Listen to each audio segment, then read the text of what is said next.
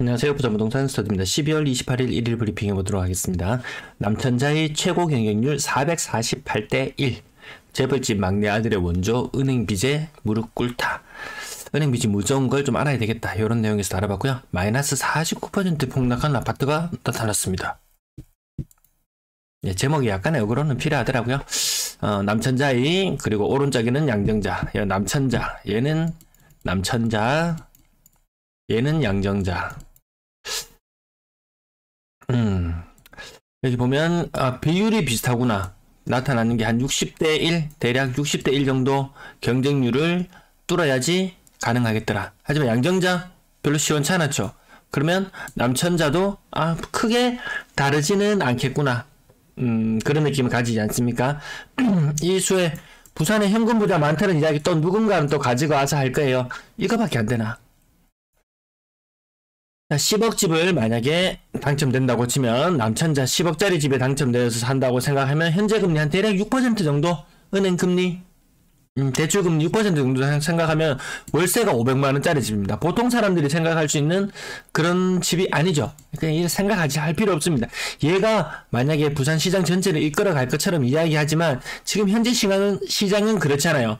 너 비싸? 그래 너는 네 갈 길 가. 나는 내 갈 길 갈게. 이게 일반적인 분위기인 것 같습니다.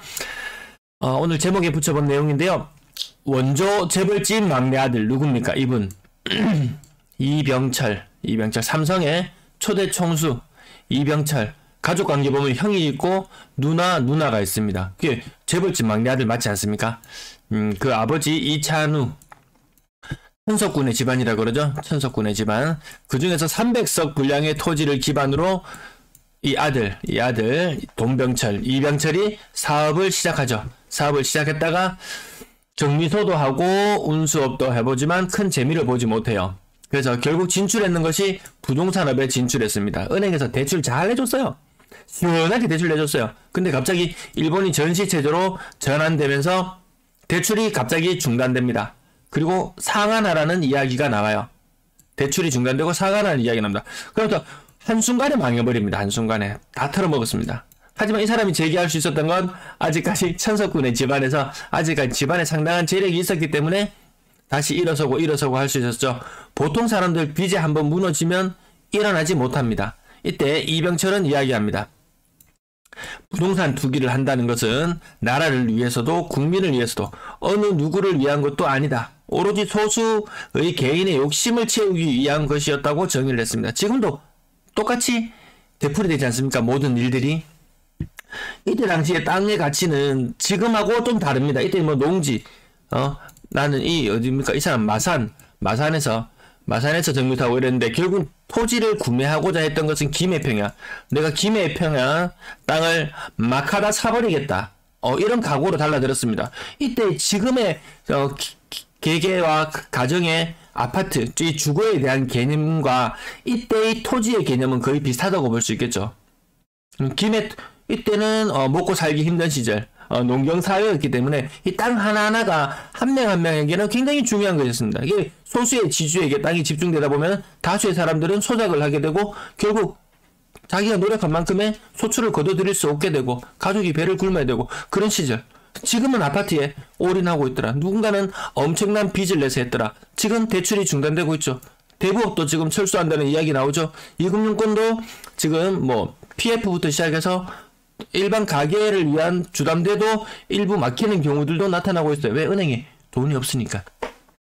소수의 욕심을 채우기 위한 것 바람직하지 않더라. 이 수십 년 전에도 이야기 해줬습니다. 원조 재벌집 막내.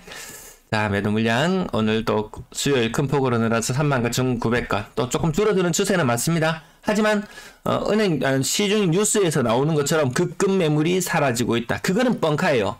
그거는 사실 아닙니다.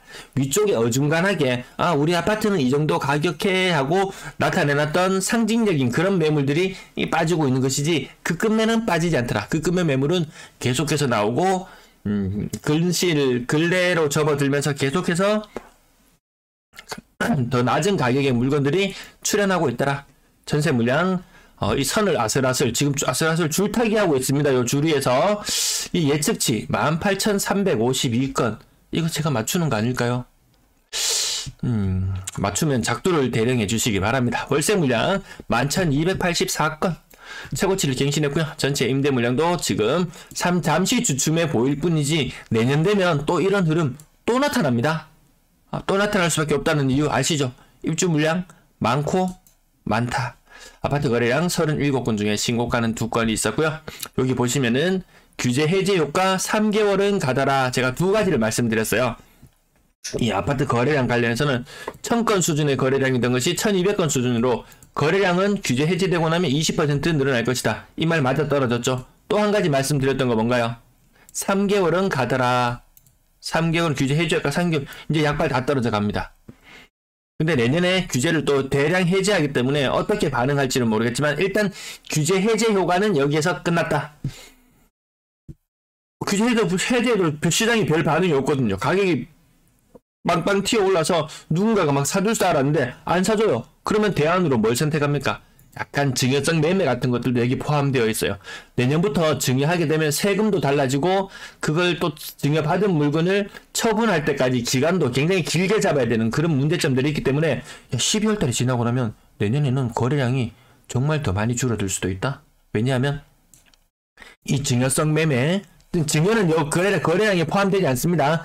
증여를 가장한 매매, 가족 간의 매매 그런 것들 있죠. 내년 되면은 굉장히 많이 줄어들 거예요. 굉장히 많이 줄어듭니다. 그건 그 말인즉슨 지금 우리가 눈에 보고 있는 이 거래량보다 훨씬 더 거래량이 더 위축될 수도 있다. 그리고 23년은 무시무시한 일들이 일어날 것이 대비되어 있죠. 자, 일별 거래량이나 이런 것들 보면 자, 규제 해제 효과 3개월이 이제 시한부 3개월이 다 끝나간다.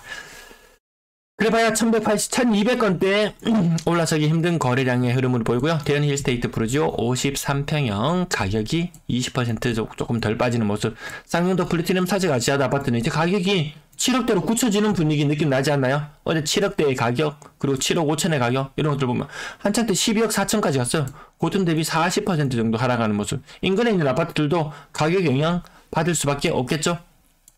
센텀 비스타 동원 고점 대비 30% 정도 빠지는 모습. 쌍용도 플래티넘 사제 가시아드 아파트 요거는 30평형 가격도 7억 4천. 층수가 아주 좋았을 때 그 경우 고점 대비 20% 정도 빠졌고요. 대한 롯데캐슬 레전드 1단지 6억 4천 6억대에 걸치는 거래 금액들도 나왔었는데요. 야, 35층이 6억 4천입니다. 따지기 좋아하시는 분들 한번 봐보세요. 35층이 6억 4천이었어요. 내가 만약에 5층의 아파트를 산다면 가격이 얼마의 가격을 지불하시겠습니까? 6억은 무너졌다고 보는 게 맞겠죠. 엘크로 블루오션 25% 정도 46평형 가격 빠졌고요. 연산 롯데캐슬 골드폴의 가격 30% 이상 빠지면서 그 제가 어떤 아파트들 이야기할 때 보면은 이렇게 쌍용도 플래티넘 사직이나 대연 롯데캐슬 레전드나 야 니는 왜 맨날 이야기했던 그 아파트들만 계속해서 이야기하는데 라고 이야기하지만 그 아파트들을 계속해서 추적해 나가다 보니까 가격이 쭉쭉 빠지는 게 더 잘 보이지 않습니까? 그리고 사실 저는 이 실거래가를 바탕으로 자료를 계속 말씀을 드리는 부분이기 때문에 이 아파트 빼고 나머지 아파트들은 이야기하고 싶어도 거래가 돼야 이야기를 하지 거래가 안 되고 있거든요. 그래서 이야기하기 힘든 부분이 있겠다. 그렇다고 그 아파트들 가격이 안 빠지는 것이냐. 한참 만에 오랜 시간에 거래 공백을 깨고 다시 거래가 재개될 때 보면요. 넘들이 30% 빠졌으면 그 녀석도 같이 30%가 빠진 형태로 이렇게 거래가 됩니다.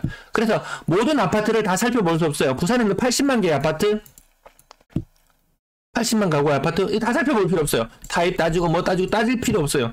대표적인 아파트 몇 가지만 흐름을 쭉 추적해도 아 그것이 지금 시장의 흐름이구나 그 정도 파악 아마 다 되실 것 같습니다.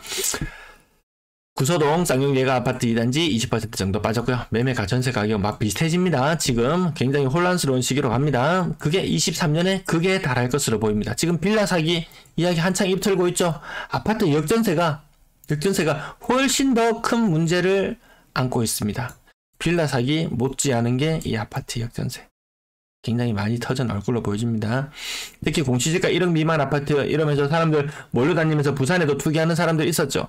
그 역전세 빌라, 이 깡통 빌라하고 크게 다를 바가 없겠더라 이런 느낌입니다.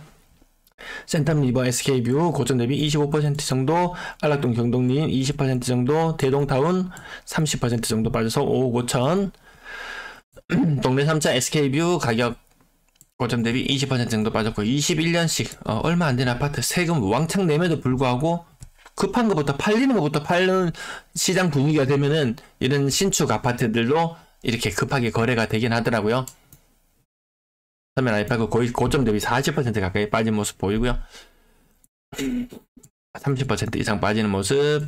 부산 서면, 동문, 굿모닝힐, 수영 SK뷰 1단지 그 정도 30% 이상 빠지는 모습.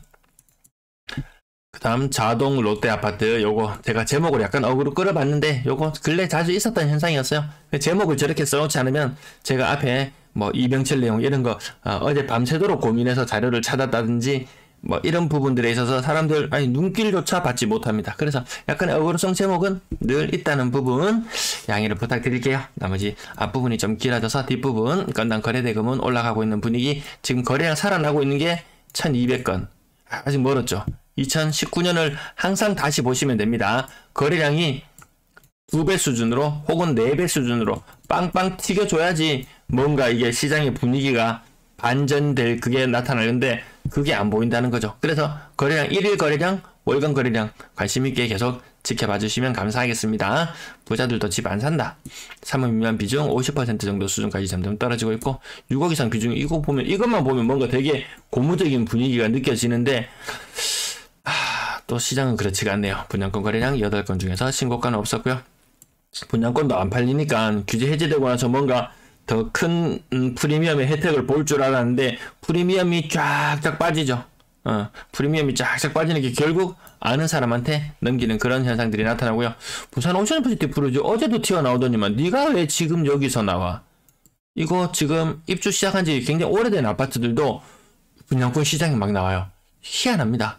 뭐 잔금 처리해야 되는 기간, 입주 지정 기간 그런 거 지나고 몇 개월 몇 개월 버텨도 도저히 등기칠 여력 안 되는 사람들 나중에 더 급하게 던지는 사람들 굉장히 많이 나오고 있습니다. 고점대비 프리미엄 2억 3억씩 쭉쭉 빠지는 이 현상, 이 분위기 속에서 남천자이 선방한다 쳐도 그래 닌 선방 잘했다 수고했다 그러고 넘어가면 됩니다. 이 사람들하고 제가 이 영상에서 글 올려서 싸우려 그러면 이 수많은 조합원들하고 이 많은 조합원들 저 하나의 싸움이 됩니다. 굳이 언급 안 해도 부산 집에 살면 잘 사시면 됩니다. 전세 거래량 100건. 근데 거래량 지금 이 가을의 전설, 가을 겨울로 넘어갈 때 거래량이 많아져야 되거든요. 그 현상이 없더라는 거. 제가 이 박스권에 거래량이 갇혀버린다는 말씀을 계속 드렸었는데 전체 임대 거래량 박스인데 전세 거래량은 줄어들어요. 월세 거래량은 늘어나잖아요. 요건 조금 오늘은 조금 건너뛰어도 되겠죠. 전세 가격이 너무 비싸서 뛰어나가는 사람들이 있다는 부분, 여기 조금 왜곡되는 부분이 있다는 부분 앞부분 영상들에서 매번 말씀드리고요. 전세 거래량이 계속해서 빠지다가 반등을 깨하는 게 언제였냐면은 요 작년도 한번 보시면 9월 달에 바닥을 찍었다가 10월, 11월, 12월 치고 올라가거든요. 전세 거래량이. 보통 이래요. 보통 가을 겨울로 다음 학기를 대비하기 위해서 가을 겨울로 넘어가는 시즌에 거래량이 치고 올라가야 되는데 지금 쳐내려가고 있어요. 이런 분위기가 상당히 생소하다라는 거죠. 거래량이 지금 엄청나게 늘어나야 될 시기에 그렇지가 않다는 부분. 3억 미만 비중은 85%까지 올라와 있고요. 4억 이상 거래 없는 분위기. 굉장히 많이 무너져 있습니다. 부산의 전세 시장이 대구보다 확실히 더 힘이 없어요. 대구는 요 4개월, 최근 4개월간 4억 이상 비중이 10%를 유지하고 있거든요. 부산이 전세 매물이 전국 광역시 대비, 인구 대비, 하여튼 뭐든지 다 1등이더라. 그래서 좀 우려스러운 부분 계속해서 남아있고요. 월세 거래량이 이렇게 많이 계속해서 늘어나고 있더라. 전세도 못 믿겠다. 전체 임대 거래량, 여기 박스권의 가치는 제가 이 현상에 대해서 계속 말씀을 드렸는데, 월세가 확 올라가고, 전세는 떨어지고 있고, 그래서 이게 박스권의 거래가 형성이 되어 있는데요. 내년에도 계속 쉽지 않겠다. 지금 이제 뚫렸어요. 광주와 울산 선을 뚫리고 주간 실거래 지수상으로 이 북서풍의 여파가 광주와 울산이 지켜주고 있던 것이 뚫리고, 자, 부산이 하락률 4위를 기록했죠. 앞으로 시사하는 바가 좀 있을 것 같습니다. 시청 감사합니다.